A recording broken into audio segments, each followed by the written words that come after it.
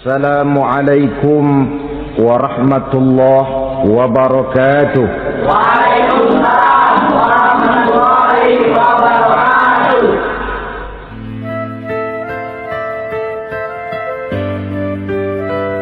Saudara-saudara kaum muslimin rahimakumullah, banyak rumah tangga bahagia tercapai apa yang menjadi cita-cita dan tujuan. Tetapi tidak jarang rumah tangga yang tenggelam sebelum sampai ke pantai yang akan dituju. Pada saat-saat perkenalan seseorang dalam usahanya mencari jodoh, dia merasa bahwa pasangannya itulah yang akan memberikan kebahagiaan kepadanya. Hari-hari di mana terjadi pertemuan selalu menjanjikan dan menyanyikan keindahan. Bahkan sehari tak bertemu rasa seminggu, seminggu tidak bertemu rasa sebulan, sebulan tidak ketemu pingsan. Tidak ada tanda-tanda sesuatu itu akan menjemukan. Namun setelah memasuki kehidupan bahtera berumah tangga, baru beberapa bulan saja atau baru beberapa tahun saja, semua impian tadi sirna dan musnah. Bahagia yang disangka, sengsara yang datang menimpa. Keindahan yang diharap, malah kemalangan yang tumbuh. Hal ini disebabkan orang tidak meresapi hikmah daripada kehidupan berumah tangga, tidak menyadari tanggung jawab dan kewajiban yang akan berbuntut tidak timbulnya saling pengertian, dan pada akhirnya tidak akan tumbuh ketenangan di dalam rumah tangga itu. Bukankah kewajiban akan saling memberikan pengertian, pengertian membawa ketenangan, dan ketenangan adalah tangga utama untuk mencapai rumah tangga bahagia. Oleh karena itu, kita mulai saja dengan kewajiban sebagai seorang suami di dalam memimpin rumah tangga bahagia ini. Yang pertama, kewajiban seorang suami ialah mempergauli istrinya dengan baik. Setiap suami, manakala selesai dia mengucapkan ijab dan qabul di hadapan tuan pengulu atau tuan qadhi, maka ia pun mengucapkan sighat ta'liq yang berisi perjanjian dari seorang suami bahwa ia akan mempergauli istrinya dengan baik, muasyarah bil ma'ruf menurut tuntunan syariat agama Islam. Walaupun janji itu pada zahirnya diucapkan di hadapan tuan pengulu, namun pada hakikatnya itu merupakan janji seorang muslim kepada Allah Subhanahu wa taala. Ini tidak lain karena nikah dalam pandangan Islam merupakan sesuatu yang sakral, merupakan sesuatu yang suci dan bagian daripada ibadah kepada Allah Subhanahu wa taala. Dalam surah An-Nisa ayat 19, Allah Subhanahu wa taala memberikan bimbingan. Ya ayyuhallazina amanu la yahillu lakum an tarithun nisaa karha. Hai orang-orang yang beriman, tidak dibolehkan bagi kamu mengambil perempuan secara paksa. Dengan kata lain, pernikahan harus dilaksanakan atas dasar suka sama suka. Tidak ada pihak yang terpaksa dan tidak ada pula pihak yang dipaksa. Kita hidup tidak lagi di satu zaman seperti zamannya Siti Nurbaya. Walaupun barangkali cinta memang bisa timbul setelah pernikahan, tetapi akan lebih baik kalau sebelumnya telah diawali dengan saling kenal mengenal, saling memahami latar belakang masing-masing untuk memudahkan timbulnya saling pengertian. وَلَا تَعْدِلُوهُنَّ لِتَذْهَبُوا بِبَعْضِ مَا آتَيْتُمُوهُنَّ إِلَّا أَنْ يَأْتِينَ بِفَاحِشَةٍ مُبَيِّنَةٍ. Dan jangan kamu mempersulit mereka karena ingin mengambil kembali sebagian dari apa yang telah engkau berikan kepada mereka, kecuali apabila mereka telah nyata-nyata melakukan perbuatan-perbuatan yang keji. وَآشِرُوهُنَّ بِالْمَعْرُوفِ. Dan pergaulilah istri-istrimu itu dengan baik. Fa in karihtumuhunna, kalau kamu merasa tidak suka kepadanya, bersabarlah. Fa asa an takrahu syai'an wa yaj'alallahu fihi khairan katsira. Karena boleh jadi kamu tidak menyukai sesuatu, padahal Allah menjadikan di dalam sesuatu yang kamu tidak sukai itu kebaikan yang banyak bagimu. Ini merupakan tuntunan umum betapa seorang suami harus mempergauli istrinya dengan baik, muasyarah bil ma'ruf menurut tuntunan syariat agama Islam. Karena bagaimanapun hak milik seorang suami terhadap istrinya adalah milkul manfaah, milik untuk mengambil manfaat, bukan milkul mutlak seperti seorang memelihara budak umpamanya, yang bisa dihitam putihkan, bisa dijungkir balikan, bisa diperlakukan sekehendaknya. Itu bertentangan dengan tuntunan agama kita. Adalah kewajiban seorang suami mempergauli istrinya dengan baik. Kemudian yang kedua, seorang suami harus menaruh perhatian, menjaga kehormatan, dan bila perlu turut membantu dan menolong pekerjaan istrinya. Menaruh perhatian sampai kepada hal-hal yang kecil sehingga si istri merasa bahwa dia mendapat perhatian. Ada tempat dia mengadu, ada tempat dia melarikan persoalan, ada tempat dia bercerita. Sejak dari tingkah laku, berpakaian, berperhiasan, make up dan lain sebagainya. Karena tanpa ada perhatian dari seorang suami, biasanya istri akan menjadi malas, baik untuk bersolek, baik untuk membina dan mengatur rumah tangga dan lain sebagainya. Dari seorang suami yang penuh perhatian, istri biasanya akan timbul sikap hati-hatinya. Apalagi tidak berat lidah untuk memuji perbuatan baik yang dilakukan istrinya, dan tidak mencela secara langsung perbuatan-perbuatan salah yang dilakukan oleh istrinya. Dia bisa menegur secara bijaksana dan dewasa. Saudara-saudara kaum muslimin, seorang sahabat bernama Salman Al-Farisi mempunyai adik perempuan yang kawin dengan Abi Dzar Al-Ghifari. Satu hari Salman datang menengoki adik perempuan ini di rumahnya. Dilihatnya adiknya, rambutnya acak-acakan, pakaiannya kumuh, pendeknya enggak enak dilihat. Salman memberikan nasihat, kau bersoleklah sedikit supaya suamimu betah di rumah. Kata istrinya, untuk siapa saya bersolek? Ya tentu untuk siapa lagi kalau bukan untuk suamimu. Kata adiknya, percuma saja, suami saya jarang di rumah. Kemana? Di masjid terus. Salman mengadukan hal ini kepada baginda Rasul. Lalu baginda Rasul mengatakan, inna likulli syai'in haqqun, segala sesuatu ada haknya. Allah ada haknya untuk disembah, istri pun mempunyai hak untuk dipenuhi. Melalaikan salah satu hak berarti melakukan kezaliman. Di sini kita melihat fungsi, karena kurangnya perhatian Abi Dzar Al-Ghifari terhadap istrinya akan mengakibatkan kemalasan si istri untuk mendandani dirinya sendiri. Dengan mendapat perhatian, apalagi tidak berat lidah, maka kegairahan dalam kehidupan berumah tangga rasa-rasanya akan sangat mudah terwujud. Kalau suaminya bersolek, kalau istrinya bersolek, kata suaminya, ah kau memang pandai milih warna, walaupun barangkali warnanya norak betul. Tapi kalau pada saat itu seorang suami jujur, kan akan timbul pertengkaran. Kadang-kadang istri bersolek, suami apa katanya? Lu sih dandan mangga dandan sama. Ini kan sudah tidak menghargai, tidak menaruh perhatian. Udah dah, dandan nggak dandan sama, gue kenyang melihatnya. Saudara hadirin yang saya muliakan, tidak menaruh perhatian, sehingga si istri merasa tidak diperhatikan. Lah kalau sudah tidak diperhatikan, lihat saja, jangankan dalam contoh seperti berumah tangga, apa saja. Seorang anak kalau sudah tidak merasa diperhatikan oleh orang tuanya, dia akan sewenang-wenang.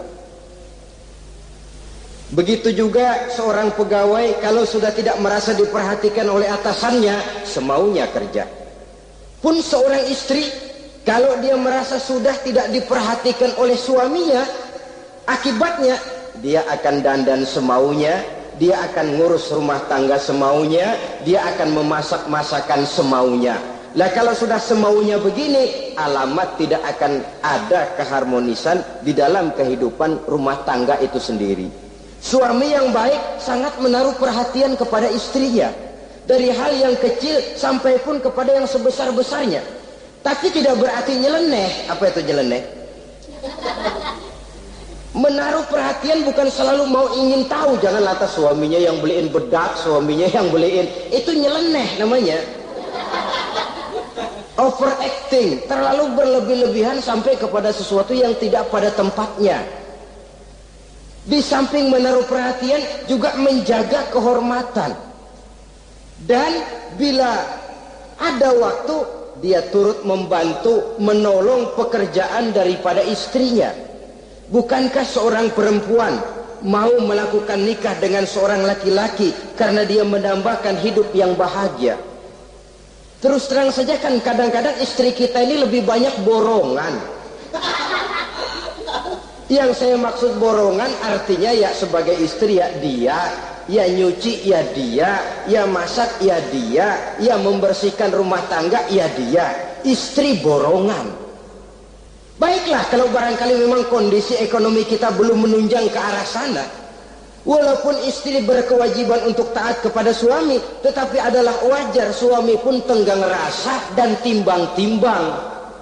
Rasulullah saja kadang-kadang dan tidak jarang menjahit bajunya sendiri, memperbaiki kasutnya sendiri. Artinya pada waktu yang terluang dan memang bisa dilakukan, jangan mengandalkan kepada istri. Dengan demikian istri merasa bahwa resiko membina rumah tangga adalah merupakan resiko bersama. Saudara-saudara, yang ketiga, seorang suami yang baik memperhatikan yaitu tidak mengeluarkan kata-kata yang kasar. Sebab apa? Perempuan adalah makhluk yang paling cepat tersinggung. Perasaannya sangat halus. Dan saya kira perempuan itu lebih sakit ditampar dengan bahasa daripada ditampar dengan tangan. Kalau ditampar dia dengan tangan, urusannya paling nangis 2-3 jam sudah sembuh. Tapi ditampar dia dengan kata-kata, ditampar dia dengan omongan, itu sangat menyakitkan hatinya. Seorang suami yang baik tidak mengeluarkan kata-kata yang menyinggung perasaan, kata-kata yang kasar. Dia pandai menggunakan kata-kata yang baik untuk menghidupkan rumah tangganya. Rasulullah seringkali memanggil Siti Aisyah itu dengan Humaira. Humaira dari kalimat ahmar, yang kemerah-merahan. Sebab rupanya kulit pipi Aisyah itu kuning kemerah-merahan seperti tomat mengkel. Sehingga panggilannya ta'ali ya Humaira, kemarilah wahai yang kemerah-merahan. Alangkah indahnya panggilan ini. Kadang-kadang kita mah jujur suami ini. Ketahuan istri bongkok, enak banget bongkok, sini loh.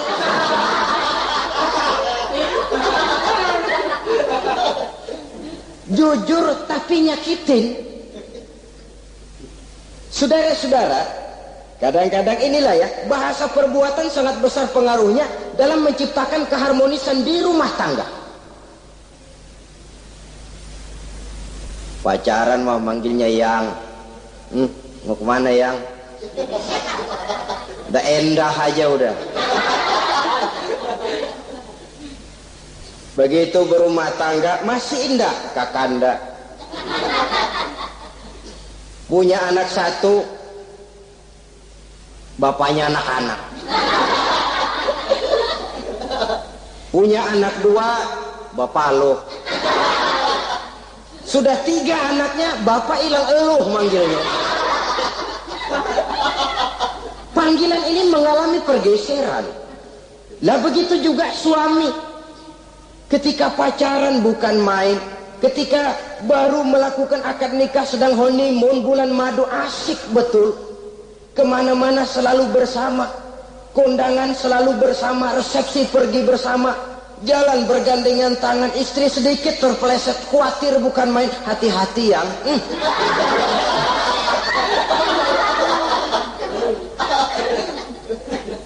Sudah anak 3, istri ngajak kondangan, kata suami, lo pergi duluan aja dah.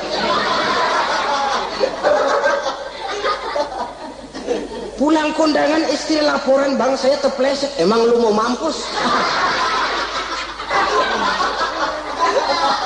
Kejam betul. Hilang panggilan yang tadinya begitu mesra. Saudara hadirin yang saya muliakan, ini kata-kata kelihatannya kecil, sederhana, tapi sangat besar pengaruhnya dalam menciptakan rumah tangga yang bahagia ini. Oleh karena itu, soal isi hati kita itu urusan gaib, yang tahu cuma Allah. Orang lebih dahulu lihat penampilan, dan dari penampilan ini yang dinilai adalah kata-kata kita. Oleh karena itu, seorang suami yang baik, dia tidak mengeluarkan kata-kata yang menyinggung perasaan. Kalaupun dia marah betul, dia tidak mencaci maki secara langsung. Dia bisa menggunakan kata-kata kiasan. Maka agama memberikan tuntunan, kalau seorang suami marah, jangan memukul muka. Dan mukul pun bagian terakhir, jangan jalan pertama. Kadang-kadang ada juga loh Pak, suami marah sama istri persis korambil gebugin maling. Aduh, gelebah-gelebuk gak karu-karuan. Jangan, kata agama, kalau kau memang ya melihat tingkah laku istrimu yang tidak enak, tegur dengan kata-kata lemah lembut. Lemah lembut tidak bisa, sedikit keras. Sedikit keras masih nekat, bentak. Bentak pun tidak bisa juga, pisah tempat tidur. Pisah tempat tidur masih tidak bisa juga, pukul. Jangan mukanya, bagian lain dari tubuh. Itu pun tujuannya bukan untuk menyakiti, tapi untuk mendidik. Saudara hadirin, misalnya istri tidak sholat, suami tampil, bu sholat. Mbok ya malu sama tetangga kalau tidak sholat. Dengan lemah lembut masih tidak kena, besok kencengan dikit ngomongnya. Mari kan udah saya bilangin sholat 2 kali, belum mau juga. Oh sholat gak nih? Mulai naik tensi omongan. Masih nekat. Begini saja, saya dari kalem sampai bentak udah. Sekarang kamu gak mau juga sholat, saya mulai gak enak pikiran. Mulai ntar malam kamu tidur kamar depan, saya kamar belakang. Pisah tempat tidur. Kadang-kadang kan gak kuat emosi, kalau sudah marah sama istri, ngebludak. Lalu istri diusir, sudah pulang ke rumah monyang muzar.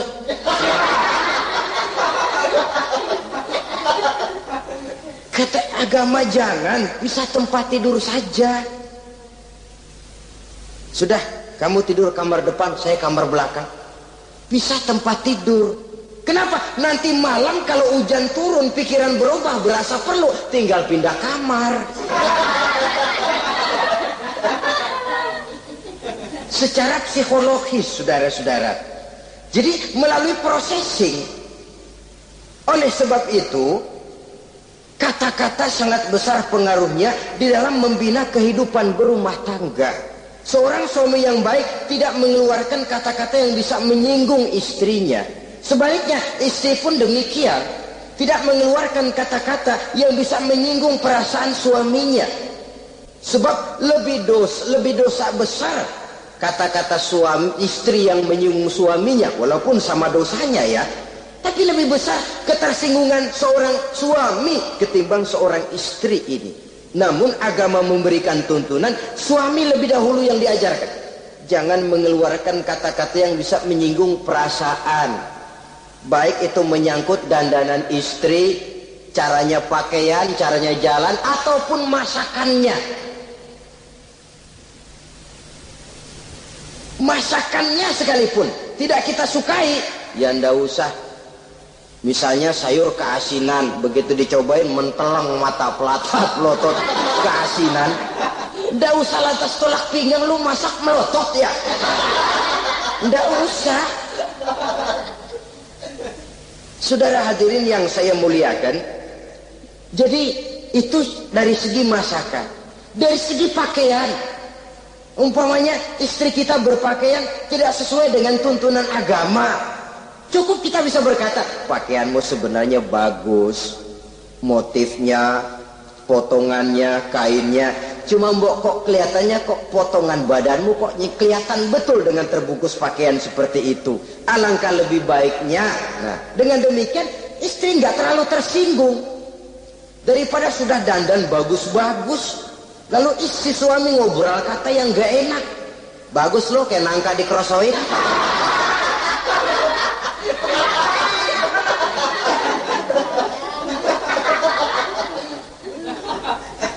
Allahu Akbar. Istri tentu saja tersinggung. Atau dia pakai bedak berlebihan. Ya tentu dia pun begitu karena ingin ada kebanggaan suami jalan dengan dia merasa bangga. Tapi over. Bedaknya berlebihan, lipstiknya berlebihan. Suami usil. Begitu mau berangkat kondangan istrinya keluar nanya mau main topeng monyet di mana?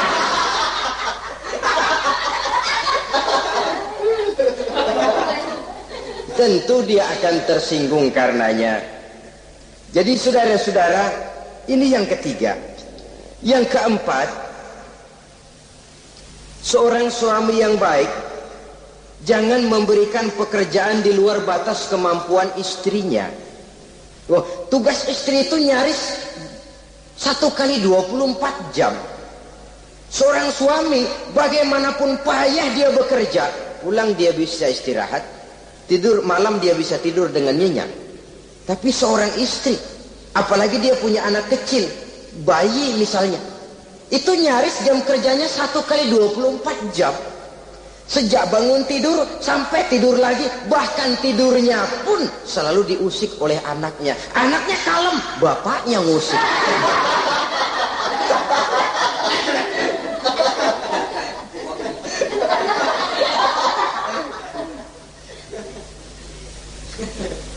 Jadi jangan memberikan pekerjaan di luar batas kemampuan. Kata pepatah, iza aradta an tuta'a fasal ma yustato. Apabila kamu ingin ditaati, perintahkan apa yang orang mampu mengerjakan. Jadi kalau kita memerintahkan seseorang untuk melaksanakan sesuatu yang dia jelas tidak mampu, itu artinya sama dengan kita tidak ingin ditaati oleh orang itu. Bukan dia tidak mau taat, jenis pekerjaan yang kita berikan di luar batas kemampuannya. Nah kalau sudah begitu, tentu saja lalu ketaatan akan menurun jadinya. Tadi sudah saya katakan, kadang-kadang istri kita ini istri borongan. Dalam arti, ya dia masak, ya dia nyuci, ya dia ngepel, ya dia ngejemur, ya dia ngetriska. Borongan. Terlalu berat tugasnya. Oleh karena itulah seorang suami yang baik, dia harus tenggang rasa, timbang diri, tidak memberikan pekerjaan yang di luar batas kemampuan daripada istrinya. Sebaliknya istri pun mengimbangi, kalau memang dia mampu, jangan pura-pura tidak mampu karena merasa dimanjakan oleh istri suaminya. Karena merasa dapat angin dimanjakan, mestinya mampu, lalu berpura-pura tidak mampu. Apalagi istrinya suaminya sedikit-sedikit mau menolong dia. Dari posisi ini nanti bisa berbalik loh. Karena terlalu memanjakan istri bisa membludak. Akhirnya suami yang nyuci, suami yang neriska, istri tidur. Walaupun tentu saja tidak jelek, tetapi itu sudah overacting namanya. Saudara hadirin yang saya muliakan, itu yang keempat. Yang kelima, kewajiban seorang suami yang baik, ia mencukupkan belanja rumah tangga. Cukup itu relatif. Cukup menurut ukuran standar kemampuan kita. Sebab kemauan kita mungkin tidak terbatas, tapi kemampuan kita yang terbatas. Kalau kemampuan ini bisa kita ukur dengan kemampuan, insya Allah kita cukup. Dan pernah saya katakan, orang kaya adalah orang yang hidupnya paling cukup. Salah kalau kita berkata orang kaya itu yang rumahnya gedung bertingkat. Tidak betul orang kaya itu yang mobilnya 5, yang gajinya jutaan, yang kebunnya lebar, yang pabriknya luas. Tidak. Orang kaya, orang yang hidupnya cukup. Orang miskin, orang yang selalu merasa kurang. Jadi kalau ingin jadi orang kaya, resepnya gampang sekali. Cukup dengan apa yang diberikan Allah, kita sudah kaya. Tapi kalau ingin miskin, maka bukalah mata selebar-lebarnya. Bagaimanapun banyak nikmat Allah diberikan kepada kita, tidak pernah ada rasa cukupnya. Dikala itu akan tertanam sifat kemiskinan dalam diri. Maka ukuran cukup ini yang relatif. Jadi kalau kita memang ekonomi menengah ke bawah, jangan ingin cukup seperti halnya ekonomi menengah ke atas. Nah, saudara-saudara, di samping belanja rumah tangga yang menyangkut makan, minum, pakaian dan sebagainya, bila ada kelebihan rizki, juga perhiasan untuk istri. Karena istri itu zinatul hayati dunia, perhiasan hidup di dunia. Jangan lalu berat hati, kan suami yang peras keringat, banting tulang, pergi pagi pulang sore. Mestinya suami dulu dong cukupi pakaiannya. Betul, kelihatannya memang begitu, tapi jangan lupa istri kita bagian daripada hidup kita. Baik dia dilihat orang, baik kita disebut orang. Jelek dia dipandang orang, jelek juga kita disebut orang. Dia adalah bagian daripada kehidupan kita. Orang kan sering bilang, tuh Mpo Ano, kenapa? Gue gerah banget ngelihatnya. Emang kenapa? Emang kenapa dia? Ke pasar pakai kutang doang. Kata temennya, terang aja dia kan bininya si Meun itu. Si Meun yang nggak tahu apa-apa ikut kesebut-sebut. Istri adalah bagian daripada kehidupan kita. Zolim seorang suami, mentang-mentang dia merasa dia yang cari duit, lalu buat dirinya dia beli pakaian yang mahal-mahal. Istrinya cuman nggak karung doang dipakai. Istri adalah bagian daripada hidup kita. Baik dia dilihat orang, baik kita disebut orang. Jelek dia dilihat orang, akan jelek juga kita jadi pembicaraan orang. Ini tidak lain karena dia merupakan perhiasan bagi suami dan bagian daripada kehidupan seorang suami.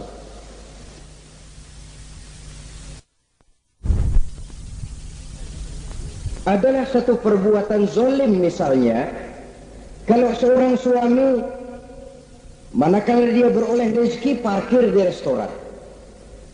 Kalau tidak ada duit, baru dia pulang ke rumah. Sementara dia enak makan makanan yang serba nikmat dan lezat, di restoran yang serba ada. Istrinya di rumah cukup kangkung saja sama toge. Adalah satu perbuatan yang zalim dan istri berhak menuntut karena itu memang merupakan haknya. Begitu besar nilai pahala memberikan nafkah ini. Sampai-sampai Nabi dalam hadis yang diriwayatkan oleh Imam Muslim dan Ahmad bersabda, dinarun anfaqtahu fi sabilillah wa dinarun anfaqtahu ala rukbatin wa dinarun tasaddaqta ala miskin wa dinarun anfaqtahu ala ahlika a'zamuha ajran allazi anfaqtahu ala ahlika. Uang yang kamu belanjakan di jalan Allah, uang yang kamu belanjakan untuk membebaskan budak, uang yang kamu sedekahkan kepada orang miskin, dan uang yang kamu belanjakan untuk nafkah keluargamu, pahalanya itu lebih besar uang yang kamu belanjakan untuk nafkah keluargamu. Ya Allah, jadi rupanya nilainya sedemikian besar. Saudara hadirin yang saya muliakan, ini kewajiban yang keempat. Yang kelima maksud saya. Yang keenam, kewajiban seorang suami, dia berusaha untuk meningkatkan pengetahuan daripada istrinya, membimbing. Sebab selain daripada berfungsi sebagai seorang suami, dia juga adalah guru daripada istrinya. Kalau dia tidak bisa membimbingnya secara langsung, setidaknya doronglah istrinya untuk ikut menghadiri pengajian, majelis-majelis taklim, bergaul dengan ustazah-ustazah, sehingga terdapatlah peningkatan pengetahuan. Paling kurang pergaulannya bertambah luas, cakrawala pandangannya juga tidak jadi sempit karenanya. Sebaliknya, peluang ini pun harus dimanfaatkan oleh istri dengan sebaik-baiknya, dengan niat yang ikhlas keluar dari rumah untuk mencari ilmu pengetahuan. Yang repot kadang-kadang dari rumah berangkat ngaji, sampai di pengajian suaminya diakur-akurin.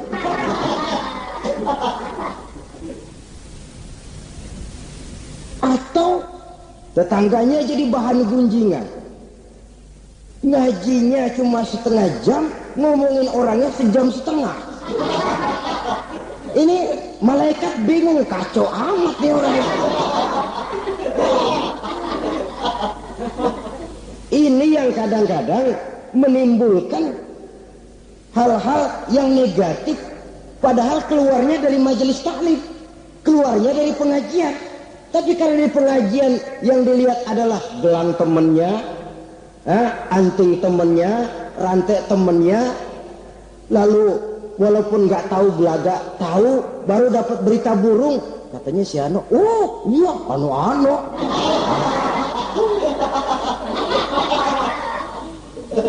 Saudara hadirin yang saya muliakan, akhirnya nanti kan suami jadi pegel.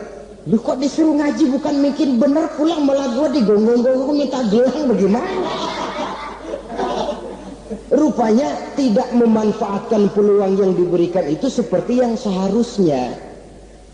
Jadi kalau memang seorang suami tidak bisa membimbing istrinya dalam arti meningkatkan ilmu pengetahuannya, doronglah dia, berikan kesempatan untuk menghadiri pengajian, majelis-majelis taklim yang akan lebih membuka nuansa pergaulan, lebih meluaskan pandangannya, dan ada refreshing. Nah, ini penting.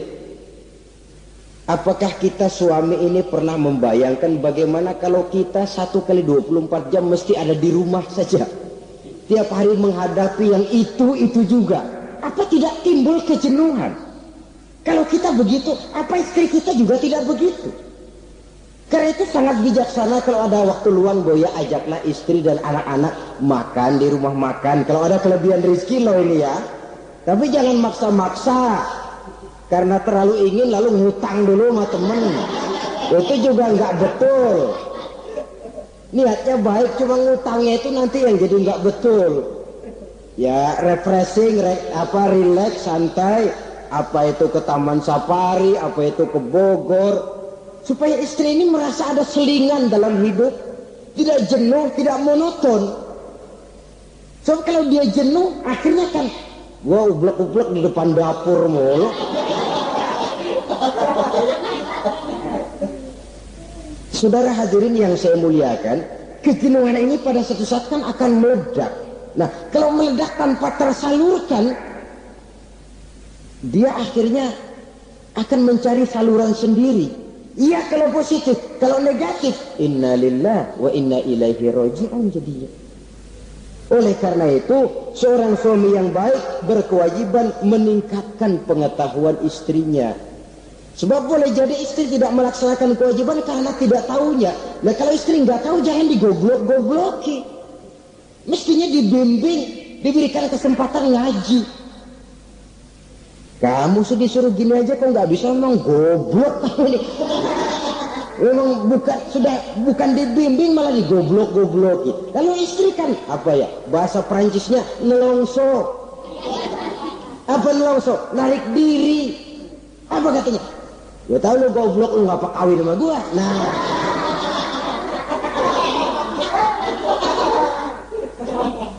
atau pada kata yang lebih nggak enak, gue digoblok-goblokin juga, dipakai juga. Nah,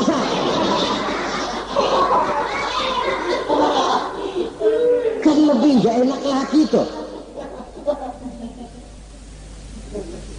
Jadi saudara-saudara, hal-hal yang memerlukan kesabaran ini memang menuntut kedewasaan dari seorang suami. Ya kalau baru 1-2 bulan berumah tangga, segalanya masih menjanjikan dan menyanyikan keindahan. Tapi makin hari kita bergaul di rumah tangga, kita makin tahu karakter, mental, watak daripada istri. Kekurangannya mulai kelihatan, keburukan wataknya mulai nampak. Dikala itulah kita sebagai suami harus dewasa, sabar, membimbing mereka. Kalau waktu 2-3 bulan pertama di rumah tangga namanya honeymoon, segalanya indah, mana ada kekurangan. Masak keasinan, lezat. Nasi kekerasan, asyik. Segalanya nggak pernah salah, selalu betul. Suami istri masak keasinan, lihat si suami melotot makan, nanya, bang sayur keasinan? Enggak. soal keasinan bagus. Keasinan masih bagus. Kenapa? Udah endah aja. Tapi mampukah ini bertahan? Ini yang jadi masalah, mempertahankan suasana kebaruan itu. Saudara hadirin yang saya muliakan, yang ketujuh, kewajiban suami ini, suami yang baik memberi kesempatan kepada istri untuk nengok, bersilaturahmi dengan orang tuanya, kerabatnya atau tetangganya. Walaupun nanti ya istri tidak boleh menggunakan ini secara salah. Karena apa? Karena orang tua dan mertua itu cuma istilah. Hakikatnya ya sama, yang mertua ya orang tua. Ya apalagi orang tua.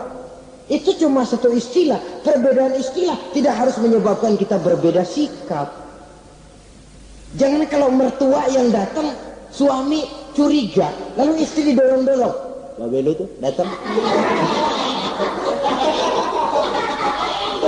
Babelu katanya. Lalu belum apa-apa sudah buruk sangka, biasa Babelu. Biasa katanya. Nah, biasa ini sudah nggak enak tuh. Biasa datang bawa jeruk, pulang minjem duit. Allahu Akbar. Ini kan sudah menanamkan rasa nggak enak. Malah akan lebih baik kalau mertua yang datang, suami menyambut lebih dahulu. Sehingga akan nampak kecintaannya. Tidak lagi membedakan antara mertua dengan orang tua, karena itu cuma sekedar istilah. Memberikan kesempatan, dan seorang istri pun walaupun akan ke rumah orang tuanya sendiri, izin suami itu wajib. Jangan merasa saya kan mau ke rumah orang tua sendiri, kepada orang tua kan ibadah wajib, betul. Tapi setelah punya suami, ranking pertama suami. Bukankah saudara pernah dengar satu riwayat, seorang sahabat akan pergi jihad di jalan Allah, perang membela agama. Ketika akan berangkat dia pesan sama istrinya, aku mau perang membela agama. Aku pesan, kalau aku belum pulang ke rumah, kau jangan keluar rumah. Baik bang, berangkatlah si suami dengan iringan doa istrinya. Nah, ini istri yang baik ya. Suami pergi kantor, istri doa. Di situ letak kerjasama. Suami buka warung, istri sembahyang duha. Di situ letak kerjasama. Ya Allah, kata istri dalam doanya itu, mudahkan rezeki suami saya. Kalau memang rezekinya masih di langit, turunin ya Allah. Kalau masih terpendam di perut bumi, keluarkan ya Allah. Kalau masih jauh, dekatkan ya Allah. Ikhlas melepas suami dengan iringan doa. Suami pun berusaha, lalu lapang terasa jalannya. Tapi kalau dari berangkat keluar rumah sudah dilepas oleh bemo, tahu bemo? Monyong. Itu suami berangkat juga hatinya sudah kusut, sudah tidak dilepas dengan doa. Lalu si istri juga barangkali suaminya berangkat ngedumel, ya jangan dikasih rezeki deh Tuhan, ntar dikasih rezeki jangan kawin lagi. Nah.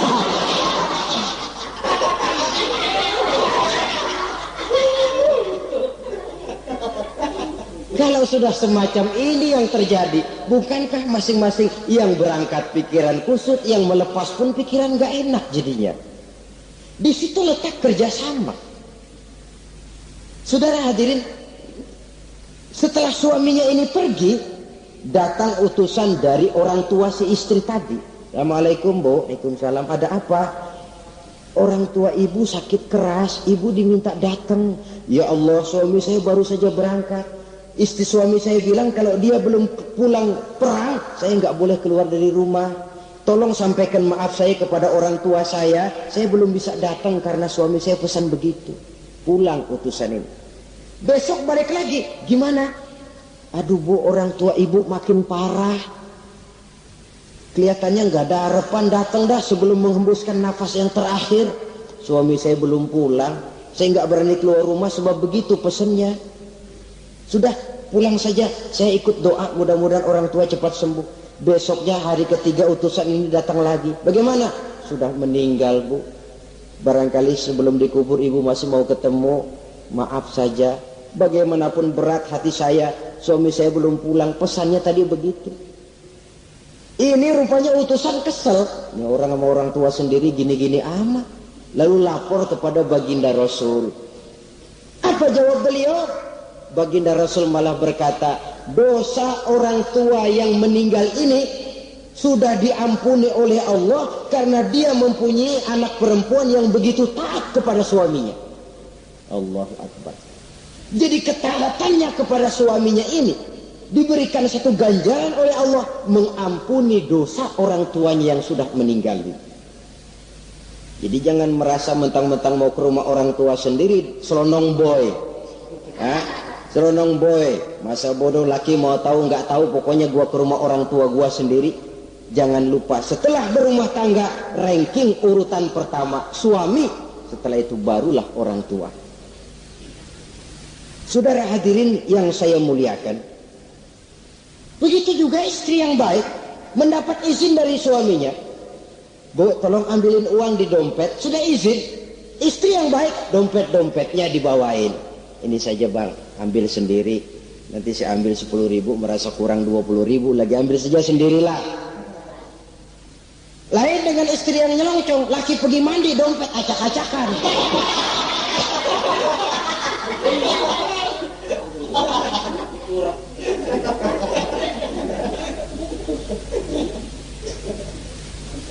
Saudara hadirin yang saya muliakan, baik silaturahmi itu kepada orang tua atau kerabat, famili, andai tolan, keluarga lain, ataupun tetangga. Tetangga itu perlu, sepanjang dia menghasilkan nilai-nilai positif. Karena memang kita makhluk bermasyarakat. Yang tidak boleh kalau dengan bertetangga itu lalu menghasilkan hal-hal yang negatif. Saudara hadirin, yang kedelapan, seorang suami yang baik wajib bersikap lapang dada dan sabar menghadapi kekurangan-kekurangan yang ada pada istrinya. Lapang dada dan sabar. Sebab memang membangun manusia itu lebih sulit dari membangun jembatan. Kalau memperbaiki jembatan mungkin seminggu 2 minggu selesai. Tapi memperbaiki watak seseorang memerlukan waktu lama. Prosesnya diperlukan kesabaran, sikap lapang dada dan sebagainya. Seorang suami harus bersikap lapang dada dan sabar menghadapi kekurangan-kekurangan yang ada pada istrinya. Dan kekurangan-kekurangan itu tidak lalu dia ceritakan kepada yang lain. Kan ada toh kadang-kadang suami kalau ngobrol sama temennya, kekurangan istrinya jadi topik diskusi. Bini gue payah banget dah. Lo nggak ada yang nanya, istrinya dipayahin di mana-mana. Kayaknya nggak malu. Mengorek aib sendiri kan menepuk air di dulang toh, itu artinya. Kalau aib istri kita ceritakan di mana-mana, bukankah artinya kita juga menceritakan aib kita sendiri? Karena istri bagian daripada kehidupan kita. Sebagaimanapun seorang istri tidak wajar menceritakan aib dan kekurangan suaminya di mana-mana. Malah dia harus menutupi. Malah kelemahan-kelemahan dan kekurangan suaminya harus dia jaga. Dia tetap bangga.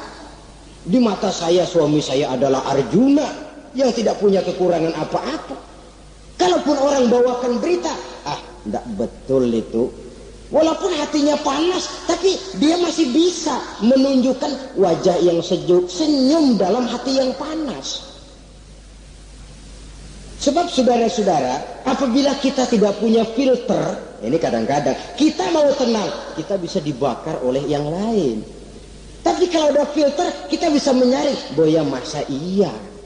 Sehingga dengan demikian, sikap lapang dada dan kesabaran ini, walaupun diutamakan adalah merupakan kewajiban suami, juga sekaligus merupakan imbangan daripada si istri. Nah, kemudian yang ke-9, seorang suami wajib berpenampilan bersih dan rapi di hadapan istrinya.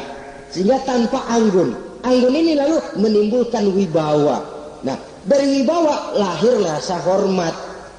Tapi kalau suami di depan istrinya kelihatan butut, rebek, jelek, belek,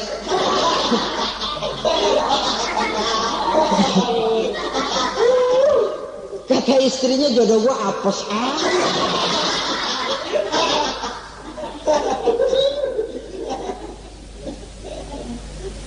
akan timbul kewibawaan. Lah kalau sudah tidak timbul wibawa, dia bagaimana si istri itu akan merasa dia wajib taat kepada suami? Saudara hadirin yang saya muliakan, jadi ternyata penampilan bukan cuma kewajiban istri, seorang suami juga harus mengimbangi itu. Sehingga dengan demikian keserasian dalam kehidupan di rumah tangga itu akan terasa jadinya. Nah, inilah pada prinsipnya kewajiban daripada suami. Lalu kemudian apa kewajiban istri ini? Yang pertama, saudara-saudara, terutama ibu-ibu tentu, istri itu berkewajiban untuk taat dan patuh kepada suaminya. Sepanjang perintah suaminya itu tidak untuk bermaksiat kepada Allah. Jangankan amalan yang mubah, amalan yang sunnah saja tidak diizinkan oleh suami, masih dikerjakan oleh istrinya, dosa. Itu amalan sunnah. Misal saja ini ya, suami kebetulan ngambil cuti hari Senin ada di rumah. Begitu malam Senin, kata si istri, "Bang, besok kan hari Senin, saya mau puasa sunnah." Karena istrinya santri, biasa puasa Senin Kemis. Kata suaminya, "Lu tega amat, gua tumben perek Senin. Senin ada di rumah lalu mau puasa, gua lu suruh ngapain?" Umpamanya lo ya, umpama.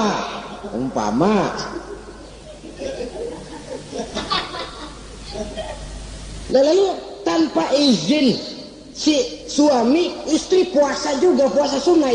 Bukan saja tidak mendapat pahala, malah dosa hukumnya.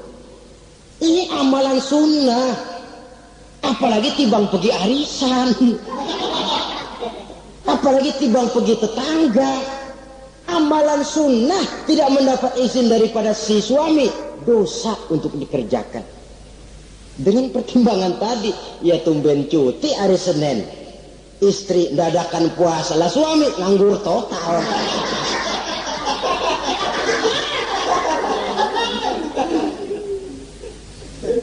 Saudara hadirin yang saya muliakan, Nabi bersabda, "Ayyuma imra'atin matat wa zawjuha anha radin illa dakhalatil jannah." Apabila seorang istri, seorang perempuan meninggal dunia, suaminya ridho kepadanya, maka perempuan itu pasti masuk surga. Ini artinya kalau seorang perempuan meninggal dunia, ya dia tukang ngaji, ya puasa Senin Kemisnya rajin, ya sujudnya hebat, tapi dia meninggal suaminya enggak ridho, pintu surga belum dibukain sampai suaminya ridho kepadanya. Ini begitu besar kewajiban untuk taat. Nah, di sini suami wajib ngimbangi. Jangan mentang-mentang istri wajib taat, lalu suami overacting, kerjanya cuma tulak pinggang sama nunjuk. Lo kalau gue bilang nyungsep, ya enggak. Contoh dari baginda Nabi tadi sendiri kok, beliau itu menjahit bajunya, memperbaiki kasutnya. Yang bisa ia kerjakan, nggak usah ngandeli.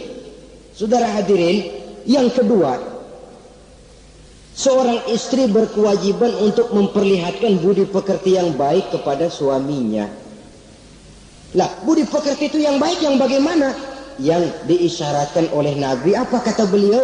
Khairun nisa, perempuan yang baik ialah man sarratka iza absorta, yaitu yang mengembirakan kamu apabila kamu memandang kepadanya. Satu, ini termasuk budi pekerti yang baik. Apabila dipandang oleh suaminya, dia pandai menyenangkan, menggembirakan hati suaminya. Jadi tolong ibu-ibu, jadilah istri yang siap pakai. Nah gitu tuh, itu istilahnya, anytime already standby. Ya. Apabila dipandang, dia sanggup menggembirakan hati suaminya. Suami pulang dari pasar dagang rugi, istrinya tampil. Itulah bang romantikanya dagang. Mboya sekali-sekali rugi, apa mboya selalu untung? Gelombang laut saja pasang surut. Lah suami kan merasa ada air penyejuk. Ini termasuk menggembirakan. Jangan suami sudah pulang dari pasar rugi, mikul keranjang, ngos-ngosan sampai rumah istri ceramah. Lasar lu laki goblok. Dagang pakai rugi. Ini kan suami sudah di pasar rugi, sampai rumah digoblok-goblokin. Nah itu nanti ya efeknya, suami itu kalau sudah istri nggak menyenangkan hatinya di rumah, si suami itu kena penyakit yang istilah sekarang nih, penyakit broken home. Nah penyakit nggak betah di rumah. Mestinya dia kumpul di rumah, landada akan di pos hansip jakongkok. Sampai subuh lagi, sampai subuh. Sampai subuh. Saudara hadirin yang saya muliakan, pandai menggembirakan, menjadi penghibur. Usaha suami gagal, dagangnya rugi, gairahnya bekerja menurun. Di saat itu istri tampil jadi pengimbang yang baik. Sehingga dengan demikian istri suami lalu merasa ada sedikit air penyejuk. Apabila dipandang, dia pandai menyenangkan hati suaminya. Bagus kalau seorang istri pada saat ada suaminya di rumah dia berdandan, dan suaminya tidak ada di rumah dia apa adanya. Dan keliru besar, sebab dandannya seorang istri dengan niat untuk menyenangkan hati suaminya merupakan ibadah. Saudara hadirin, ciri yang kedua dari budi pekerti yang baik seorang istri itu apa? Wa tuti'aka iza amarta. Kalau diperintah, dia taat kepadamu. Diperintah, dia taat sepanjang perintah itu tidak untuk bermaksiat kepada Allah. Yang ketiga lagi cirinya, wa tahfazu ghibataka fi nafsiha wa malika. Dia dapat menjaga diri baik pada waktu kamu tidak ada, baik menjaga dirinya sendiri ataupun menjaga hartamu. Tidak menggunakan kesempitan di dalam kesempitan. Nah, ini ciri dari budi pekerti. Yang ketiga sekarang, kewajiban seorang istri dapat mengatur rumah tangga dengan baik dan rapi. Mengatur rumah tangga itu kan tidak perlu biaya yang mahal-mahal. Asal ditempatkan pada tempat yang serasi, komposisi warna yang cocok, tidak perlu perhiasan yang mewah-mewah. Orang lalu terkesan, rumahnya ini sejuk ya. Kenapa? Tata ruangannya kok enak dilihat, apik. Enggak karena mentang-mentang semua kepengen dilihat orang, semua ditaruh di ruang tamu. Sampai tempayan piring naik ke ruang tamu semua. Walaupun mahal, tapi kalau tidak pada tempatnya kan orang lalu, ini kok terlalu amat ya. Dapat menata. Dan menata ini tentu karena pergaulan. Saudara hadirin yang saya muliakan, sehingga dengan demikian ada suasana kebetahan. Orang di rumah itu merasa seperti, itulah yang dikatakan Nabi, baiti jannati, rumah tanggaku laksana surga bagiku. Laksana kebun, tempat di mana kita melepaskan lelah, tempat di mana kita menemukan ketenangan, tempat di mana kita menemukan refreshing dari segala kejenuhan dan kelelahan akibat tugas-tugas yang kita hadapi, baik di kantor, di tengah masyarakat, di pasar dan lain sebagainya. Yang keempat, jangan menambah kesulitan suami. Syukur kalau malah bisa membantunya. Bahwa ada seorang istri yang bekerja itu bagus, asal bisa menjaga diri dan bisa menjaga kepercayaan dan kehormatan daripada suaminya. Dan suami pun yakin bahwa jenis pekerjaan yang dikerjakan oleh istrinya itu tidak bertentangan dengan agama. Tapi malah kalau si suami yang mempekerjakan istrinya, mengeksploitir istrinya, ini zolim. Istrinya yang disuruh kerja, suami ongkang-ongkang kaki di rumah, istrinya yang peres keringat banting tulang. Ya kalau kerja, kalau dikerjain lebih parah lagi. Kan tidak sedikit toh problema rumah tangga semacam ini. Sehingga dengan demikian akhirnya apa? Kendali rumah tangga di tangan istri. Karena istri merasa dia yang cari duit. Istri merasa dia yang berusaha. Kenapa dia tidak mengendalikan rumah tangganya? Dikala itu jatuhlah suami di bawah komando istrinya. Hilang wibawa. hilang harisma, tidak ada ketakutan. Malah akhirnya berbalik, seolah-olah si suami jadi istri dan si istri menjadi suami. Apalagi di zaman seperti sekarang. Walaupun pekerjaan sulit, tapi mereka yang punya wajah cantik, mudah senyum, gampang bergaul, dan mau obral, tentu banyak saja lapangan kerja yang nyata-nyata bertentangan dengan agama. Nah, yang terakhir, kewajiban daripada istri ialah hemat, cermat, rajin, dan pandai menyimpan. Kalau dia diberikan perhiasan oleh suaminya, niatnya tidak lain. Pertama, menyenangkan hati suaminya. Yang kedua, berjaga-jaga kalau nanti ada kesulitan, toh perhiasan ini bisa dimanfaatkan.